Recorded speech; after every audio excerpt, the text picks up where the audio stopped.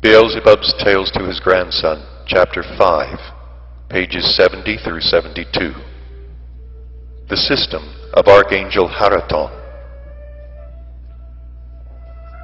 And indeed, soon after this rumor, practical experiments open to all, again under the superintendence of the great Archangel Adosia, were made with this new and later very famous invention. This new system was unanimously acknowledged to be the best, and very soon it was adopted for general universal service. And thereafter, gradually all previous systems were entirely superseded.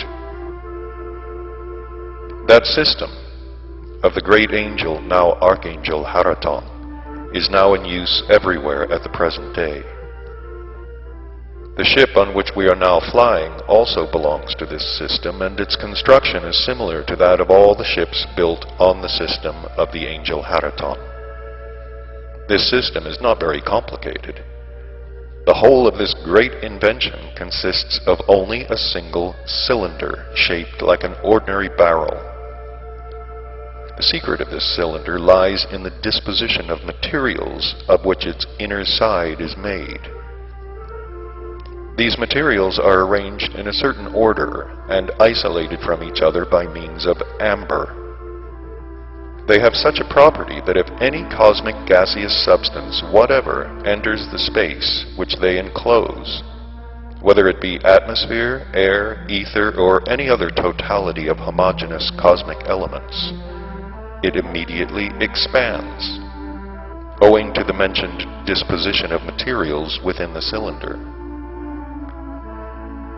The bottom of this cylinder barrel is hermetically sealed, but its lid, although it can be closely shut, yet is so arranged on hinges that at a pressure from within it can be opened and shut again.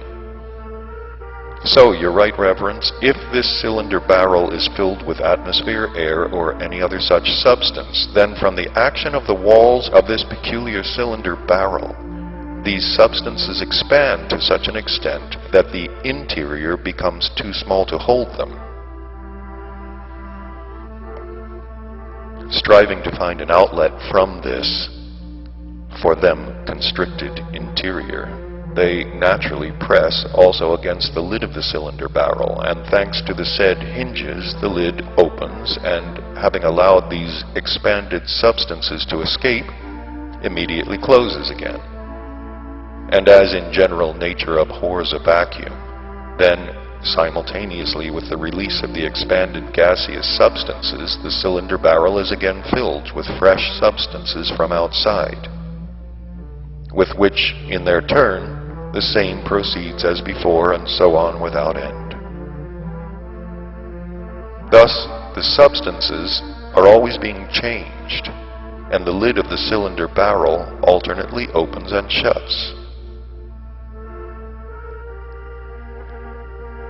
To this same lid there is fixed a very simple lever which moves with the movement of the lid, and in turn sets in motion certain also very simple cogwheels, which again in their turn revolve the fans attached to the sides and stern of the ship itself.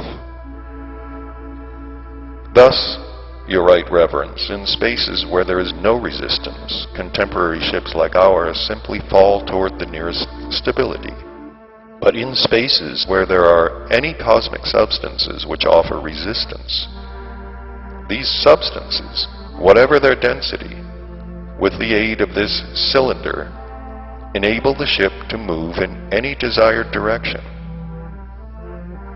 It is interesting to remark that the denser the substance is in any given part of the universe, the better and more strongly the charging and discharging of this cylinder barrel proceed. And in consequence, of course, the force of the movement of the levers is also changed. But nevertheless, I repeat, a sphere without atmosphere, that is, a space containing only world etherokrilno, is for contemporary ships also the best, because in such a sphere there is no resistance at all, and the law of falling can therefore be fully employed in it without any assistance from the work of the cylinder. Further than this, the contemporary ships are also good because they contain such possibilities that in atmosphereless spaces, an impetus can be given to them in any direction, and they can fall just where desired without the complicated manipulations necessary in ships of the system of St. Venoma. In short, you're right, Reverence. The convenience and simplicity of the contemporary ships are beyond comparison with former ships, which were often both very complicated and at the same time had none of the possibilities of the ships we use now.